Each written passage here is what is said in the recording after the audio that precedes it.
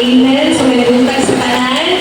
So, naanap sa bakit sa pag-share sa testimony no, sa kataugan na gibuhat ni Lord sa akong kinabuhi. So, karong buntaga, testimony is one of, hindi ko siya matawag na siguro closest gikan sa sugod kay kauban na ko siya previously sa Baptist Church. Tapos, hindi ko close sa niya. Dahil ko rin yung close doon sa katagal ng time team, kita tayo dito, sa comment ka. Nakita ni, dati pamuhat ko si Lord, then, antod na, na-invite sa church, kaya Lord, grabe ang magpamuhat ni Lord sa iyan ang kinabuhi. So, makita ko na ako kay, sabihan na ako titigil na church, dito kami nagkainhanay, dito kami inani dahil siya, pero sabihin mo, ito na kami magkita, ano niya, siya familiar lang. Last kayo ko sa iyang life, kay makita na ako, maluiwas sa mga karistanan, sa sitwasyon sa iyang pamilya, isang magal sa mga personal niya mga struggles, na agyudihan ko iyang kasing-kasing sa pagpangita sa presensya ni Lord.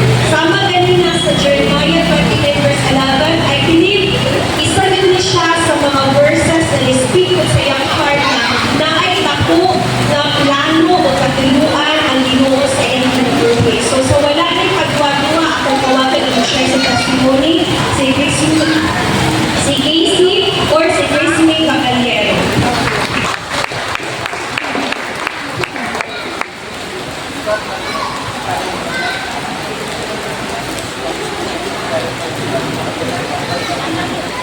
Hi everyone, this is my first time good na mag-speak sa inani. So, hindi ko anak.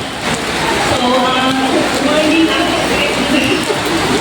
Good morning. Ito, so wala na kailan ako. I am Gracie May. Pwede na itong katawagong Casey. During sa mga fellowship sa Kapatagan, last Friday night, Pastor Angel asked us na some takeaways sa itong Bible verse na ilang i-share sa mga. And while everyone is sharing, nag-aisip na ko sa ako sa akong word or sa akong i-share na knowing sa akong self na dinigit ko hilig mag-story na at ganang personal battle ba, di ko ganang handod na ganang i-share na ko akong mulay, ganang gusto na ko ako lang og si Lord, ganang hindi ko kuhan. So, nakaiwan ko nga, ano ako wala ako, and first time ko na although nasanay man ko sa school no, mag-speak o kuhan, pero kami lahi ang good kay for the Lord ba, and na-realize na ako maka-speak ganit ko sa school ng mga tao ako iwan, kani pa kaya para mo. So,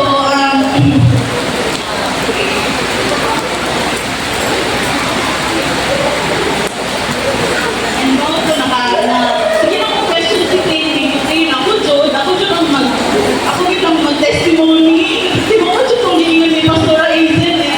Mo to si Tina na Pastora, tinood ko lang itong hiingan ni pag-testimony si Casey niya na Pastora, kadili-dyo. Wala ko sige ko basa, sa dyan ako ang kuwan.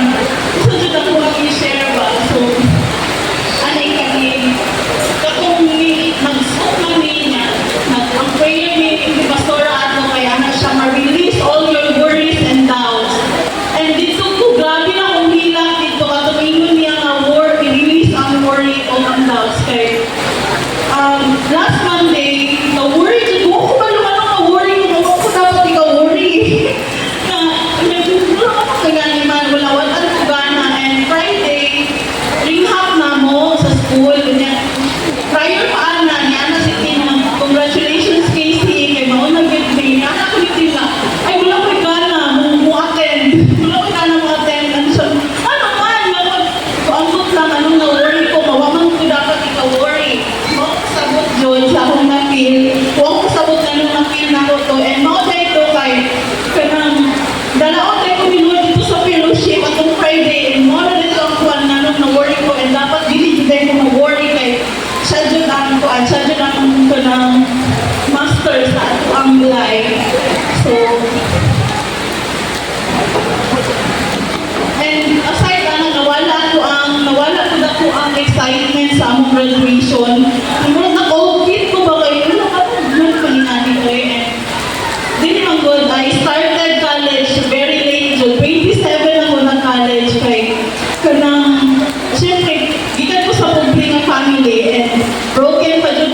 after high school, gibiyaan ni sa kong mama, wala ko kabalo kung anong gibiyaan niya. Until na, wala ko kabalo kung sa reason niya, kaya wala ko nakita.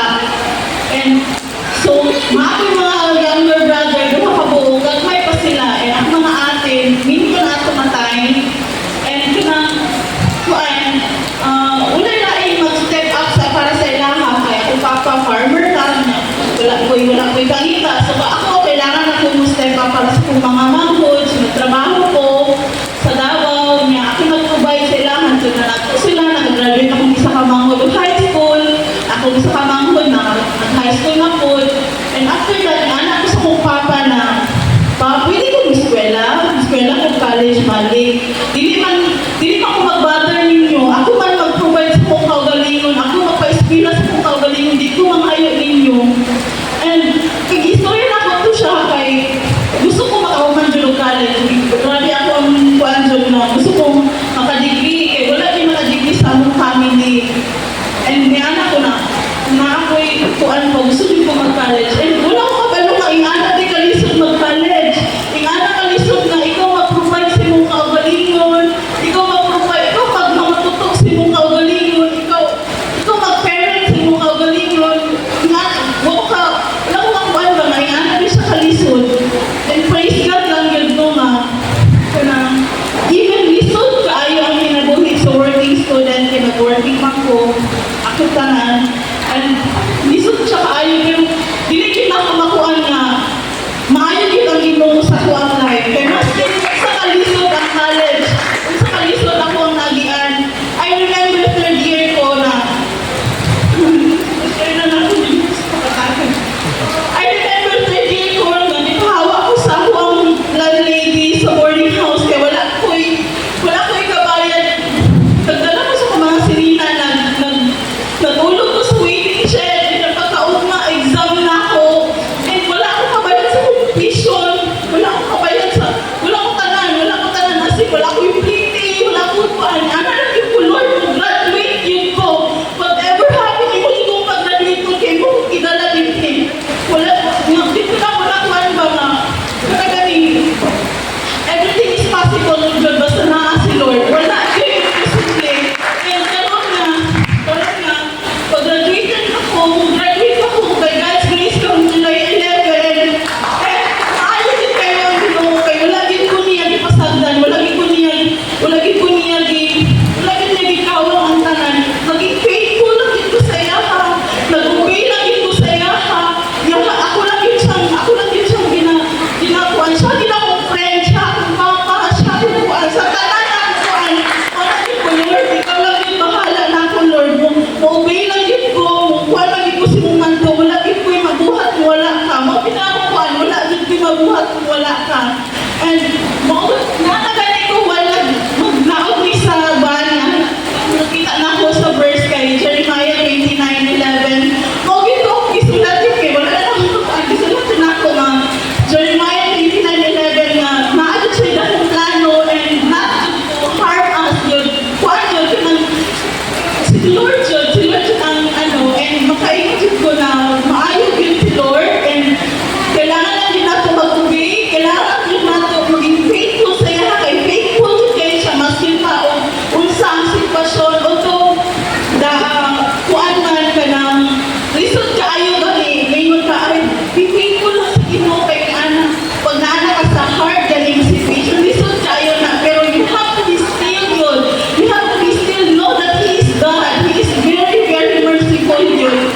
Everything yun na kuan magpalo lang yun basta mag-obey lang yun sa Ginoo and karon na ma-share lang ako this is not to brag yun. I will graduate with a 1.3 general weight average and I will in the top 5 brought me the list by God's grace.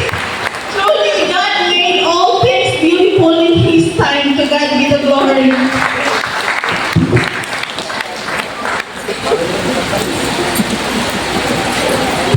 Amen, glory to God. So amazing no? Kay it is simple lang siya, pero a perfect reminder na maski kung sa kansod sa sitwasyon sa iyong kinabuhi. When we live in the Word of God, pag Panginoon si Lord, sayo siya sa iyong plano para nimo. Just live on it. Ikinabuhi natin na, di base sa Amen? So ako ang testimony ni Casey. Let us pray, Heavenly Father, O the Lord, salamat, Lord God, sa kadaugan, Lord God, sa kinabuhi ni Casey, Lord God. Certainly, you are a faithful God. You are a merciful God, O God. Hindi lang ka Diyos, kundi sa kaamahan, Lord, na nagatagad na niya.